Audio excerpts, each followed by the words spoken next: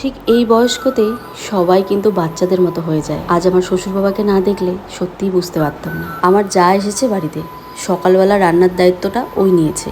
আমি যদিও বা যতবার করতে আসছি ওই বলছে থাক তুই অন্য কাজ কর। সেক্ষেত্রে আমার পক্ষে যতটা সম্ভব আমি করে দিচ্ছি। তারপরে তো আজ ফুল ফ্যামিলি বসে সবজি কাটছিলাম। এদিকে আয়ুষের পাপা দেখো বাবাকে নামিয়ে দিচ্ছে স্নান করাবে বলে। আর দেখো তো দেখে কি মনে হচ্ছে, ঠিক আমাদের সেই ছোটবেলাকার কথা মনে পড়ে যাচ্ছে, তাই না? এদিকে পুচকার কিছু কাপড় আছে, আমি ভিজিয়ে দিয়ে চলে আসলাম বাবার বিছানাটা করে দিই। বাবা বাথরুমে গিয়ে ফ্রেশ হচ্ছে, ততক্ষণে আয়ুষের বাবা বললো বেড কাভারটা চেঞ্জ করে দাও। আমি যদিও বা করতাম, কিন্তু ও হেল্প করছে আমাকে। ছেলে মানুষের বিছানা পাতা বুঝতেই পারছো, আমরা মহিলারা একদম টান টান করে বিছানা পাতি।